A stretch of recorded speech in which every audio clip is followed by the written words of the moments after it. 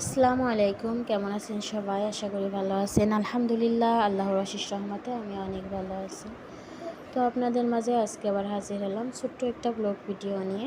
তো আজকে সকাল সকালে আমার বাচ্চাদের জন্য আমি নুডলস রান্না করছি। তো এখানে দেখতে পাইতেছেন একটা মরিচ এই মরিচটা আমার ছেলে দিয়েছে। ও বলে আমি ঝাল দিয়ে খাবো, আসলে ঝাল খেতে পারে না।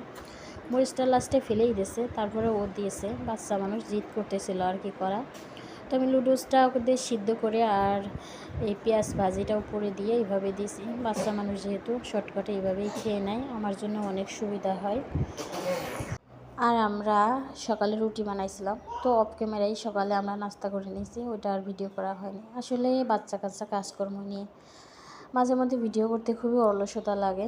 আর এইদিকে দুপুরবেলা মানে সকালের নাস্তা শেষ করার পরে তো একটু তরমুজ কেটে আমরা খাইলাম সবাই মিলে। তো যখন হালকা খিদে পেয়ে যায় এটা ওটা খাইলে একটু ভালোই লাগে। তো তরমুজ খাওয়া দাওয়া শেষ করে দুপুরে রান্নার জন্য চলে আসলাম।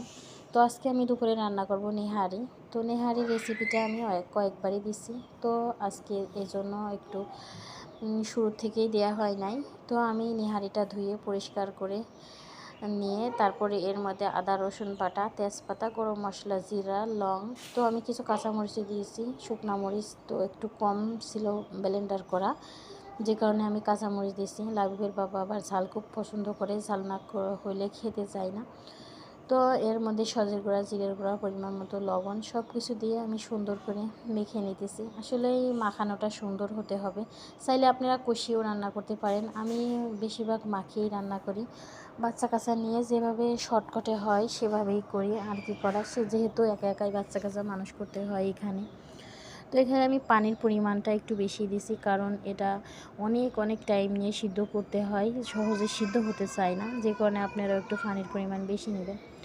তো অনেকেই আছে আগে একটু কষিয়ে নেয়, কষানোর পরে গরম পানি অ্যাড করে, আমি এভাবেই দিয়ে দিয়েছি। তো এভাবেও খেতে খারাপ লাগে না, ভালোই লাগে।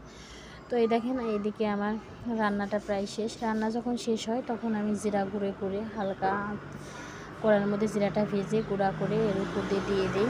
এতে করে সুন্দর একটা স্মেল আসে আর খেতে অনেক মজাও হয়। দেখেন আমার রান্নাটা কেউ বুঝবেনই না যে আমি কষিয়ে রান্না করি নাই। দেখেন কত সুন্দর কালারটা এসছে, আর খেতেও কিন্তু অনেক সুস্বাদু আর মজাও হয়েছিল। আর এদিকে আপনাদের সাথে আমি শেয়ার করব রসুনের ভর্তা। রসুনের ভর্তা আশা করি অনেকেই খেয়েছেন। রসুনের ভর্তাটা কিন্তু অনেক মজার একটি ভর্তা। আমি রসুনটা আগে 4টা রসুন নিয়েছি, এখানে নিয়ে আমি কোয়াগুলো এইভাবে রসুন থেকে ছুটিয়ে তারপরে আমি কড়ার মধ্যে সিদ্ধ করতে দিয়ে দিয়েছি। এই দেখেন আমি কিন্তু একটু পানিও দেই নাই, পানি ছাড়াই এমনি ঢাকনা দিয়ে ঢেকে সময় নিয়ে আমি রসুনটা সিদ্ধ করে নিয়েছি। এই দেখেন এখন আমি খোসাগুলো ছাড়িয়ে নেব।